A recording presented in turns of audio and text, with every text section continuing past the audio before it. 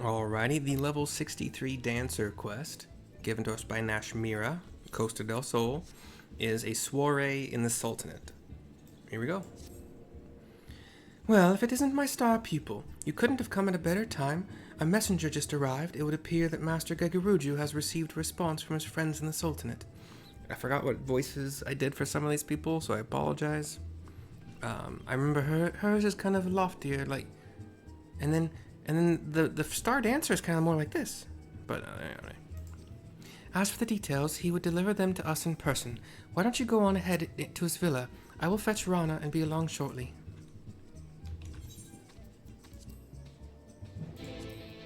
Didn't notice I had this materia.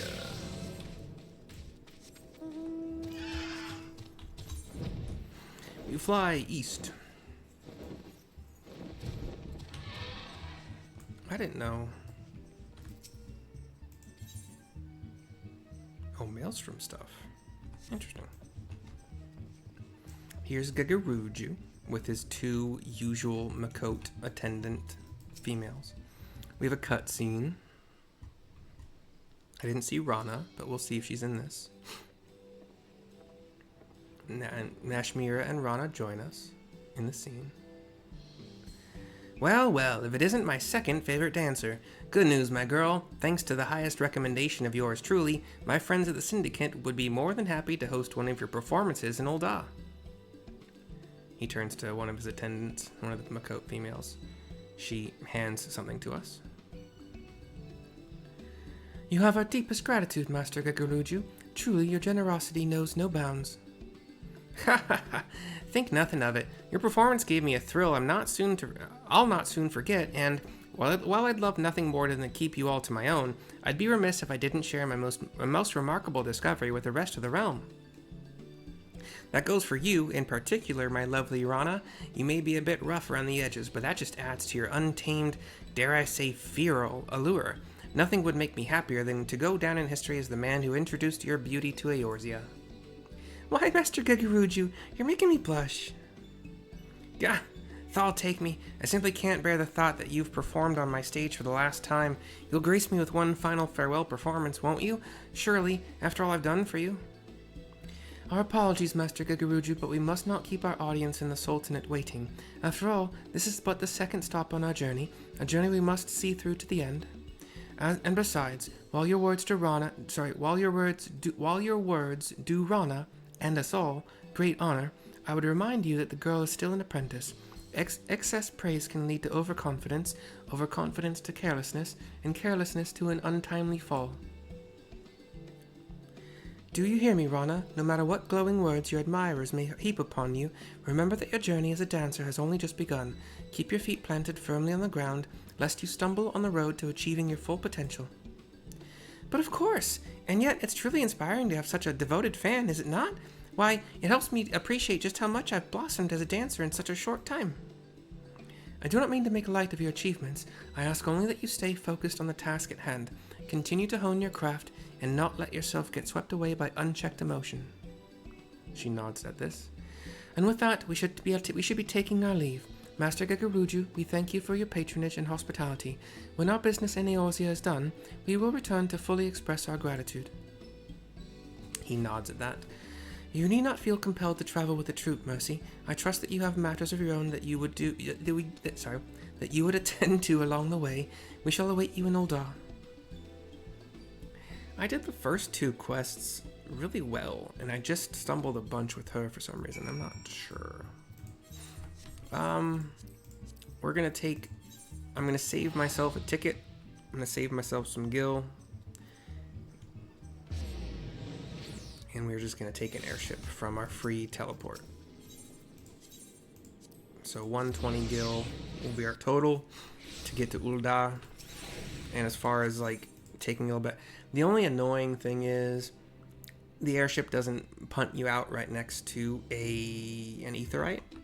So you got a little running to do. I always do the top option in Ul'dah or Limsa. Whether or not that's the faster option, I'm not. I think I actually have timed it. And this one is for certain the best one. As far as where we're going, Adventurers Guild, it looks like. I think in Limsa, it is the same thing. The top option is the best. I mean, in Limsa, either one has an aetheryte quite further away than here in Ul'dah. But here's Nashmira, near outside of the Adventurers Guild to continue. Cutscene.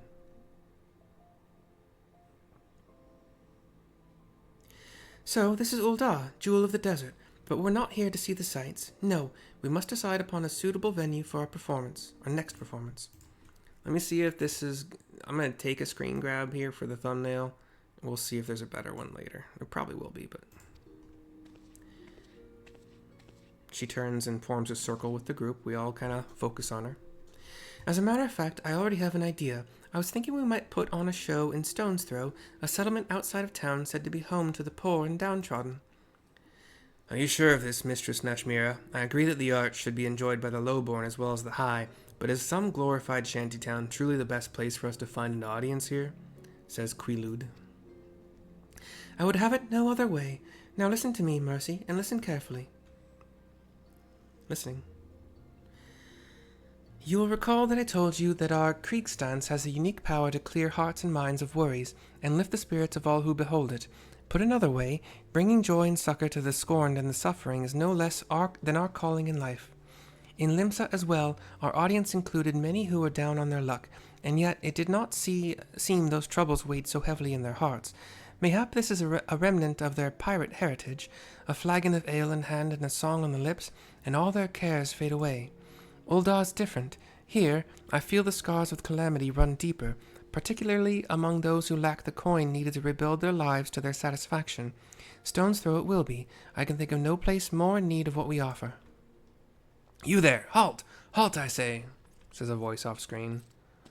It is a... I don't understand why they have these masks, but like, kind of like Ida. Is that... What was her name? Was it Ida? When we first met her? The monk who has the mask on, like you can't see her eyes, who becomes Lise later, or like there's a sister twin thing, I don't know. But a brass blade comes up. You're the dancing troupe that's come at the invitation of the syndicate, yes? On the authority of the brass blades, we command you to desist at once. We're all shocked a bit. Fear not, you have done not wrong. It's just, well, Stone's Throw's not safe for visitors these days, you see. A group of real rabble-rousers have been causing trouble of late. You know how it is, protests, riots, and all sorts of unpleasant business. Of course, their anger is targeted directly at Ul'dah's upper crust. Like as not, they leave you a troop of performers. Like they leave you alone. Still, the syndicate cannot accept the risk of its honored guests suffering an untimely injury, or worse. We appreciate your concern, but I can assure you that it is wholly unnecessary. All members of my troop are well trained in the art of self-defense. We are more than capable of taking care of ourselves. That's right. Besides, healing suffering and strife across the realm is precisely the reason we've come here. Whatever sort of struggle your people face, why not let us look into the matter and see if we can't resolve it? I like this a little bit better. Let me grab this. It might be too much pixels. We'll find out. Anyway, yeah, with all the Christmas stuff, yeah, it probably is, but I can grab it later from the video. It'll be less resolution. It is a gracious offer, but no, keeping the pieces are our sworn duty, and one we cannot simply impose on guests. Besides, we are trained soldiers, and you are not. For your own safety, you should take your leave of this place at once. My options are, you haven't seen these dancers. Or, I'm more than just a dancer, you know. You haven't seen these dancers.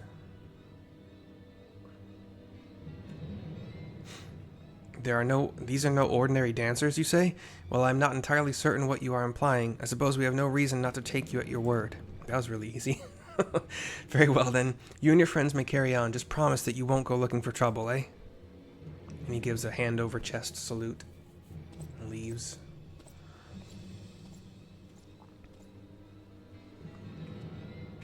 Mistress Nashmira, leave this to me. I'll dance up a storm for these poor folks, calm their hearts, and put an end to any riots or uprisings. I admire your spirit, Rana, and yet I cannot shake the sense that great danger does indeed lurk here. You may go, but only if Mercy accompanies you, and you must promise that you will not leave her side. She nods. I nod. All right, The more the merrier, don't you agree, Mercy? Let's make for stone's throw. I'll race you there. She's walking, though. What sort of race? Yeah, whatever. You can't mount here, dummy. Nald. So I'm not gonna... Yeah, I'm just gonna do this.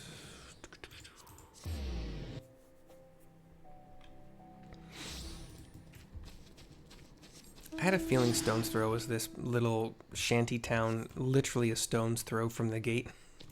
That's why they call that, I'm pretty sure. If I remember correctly. Here's Rana to continue.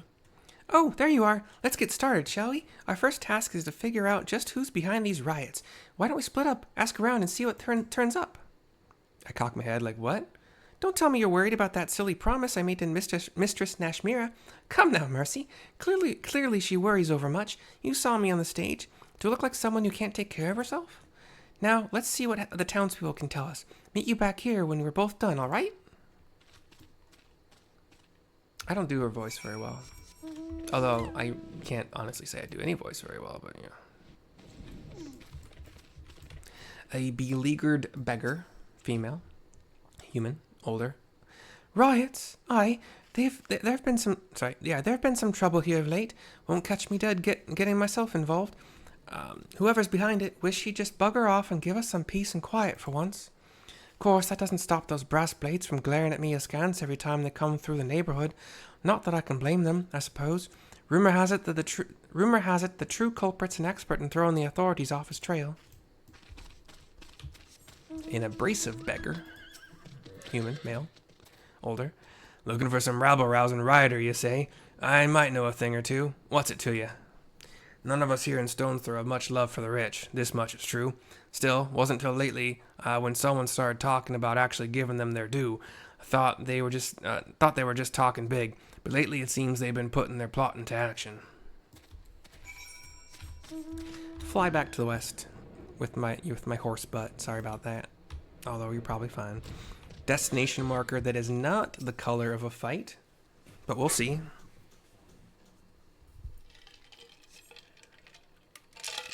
A fidgety, indigent female human, youngerish.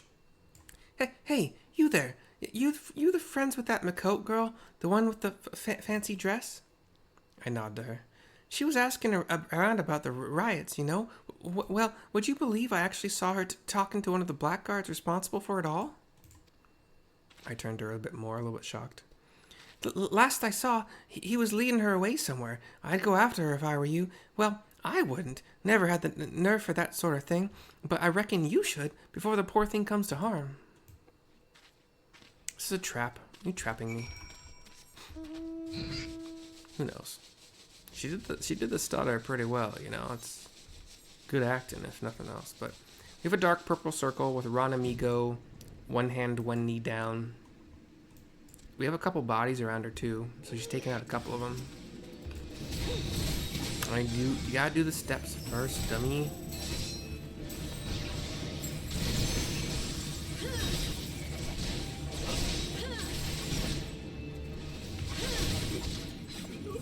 Oops. I hate the tap targeting in this game. It's so bad.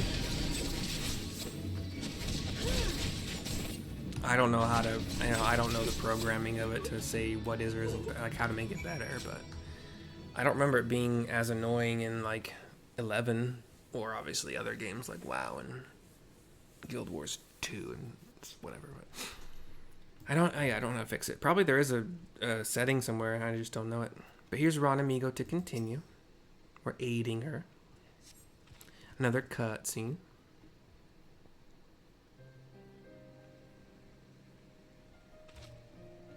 She stands a bit slowly.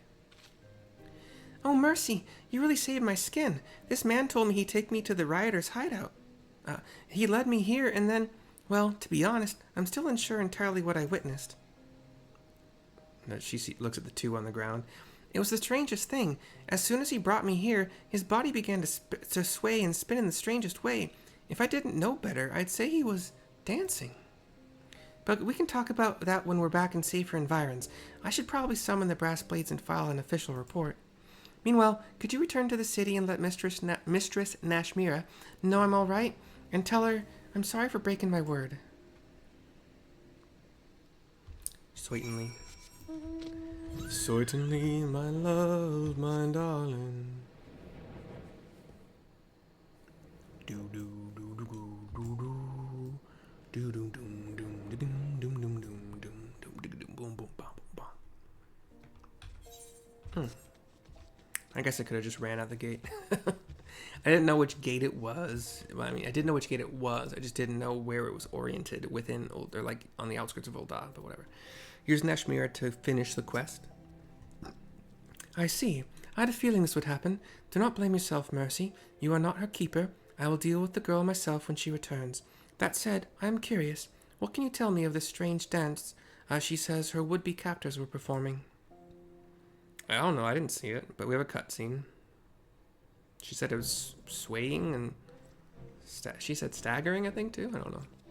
Like a drunken kung fu or whatever. Good news, friends, says the brass blade along with Rana. Thanks to your efforts, we have apprehended the firebrand.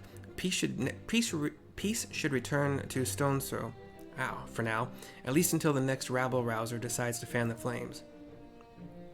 Nashmira nods. Still, there is one part of the story that does not sit well with me. The girl here claims she saw her captors dancing, but those we took into custody swear to the last man they remember no such thing. That they deny that they were dancing, but why ever would they feel the need to lie about something so innocuous when already convicted of a far more heinous crime? Cutscene goes black.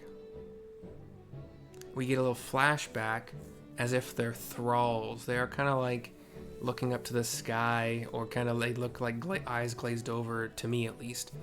Hands up. I don't know.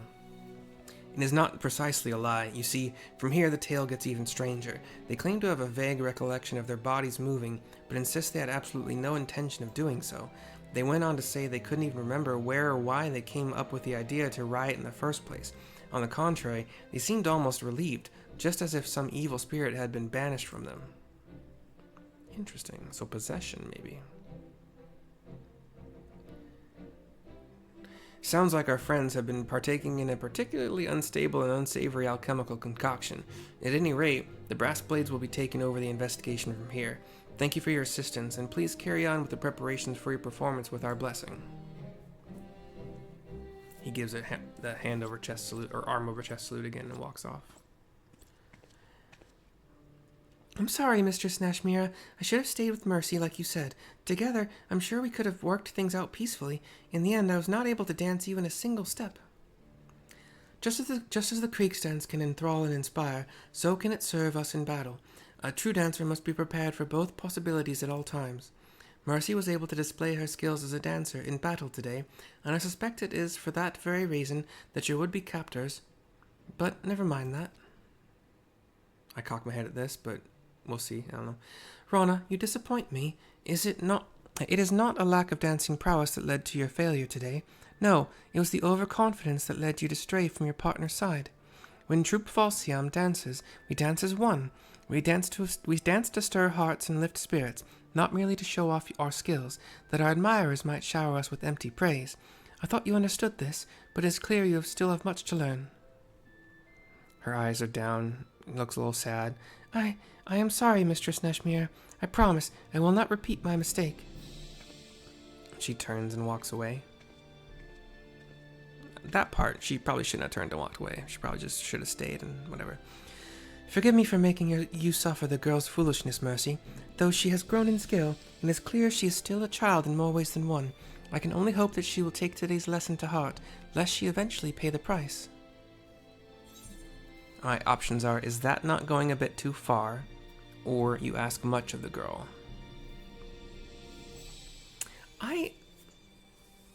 I think she's being fine, but... Is that not going a bit too far?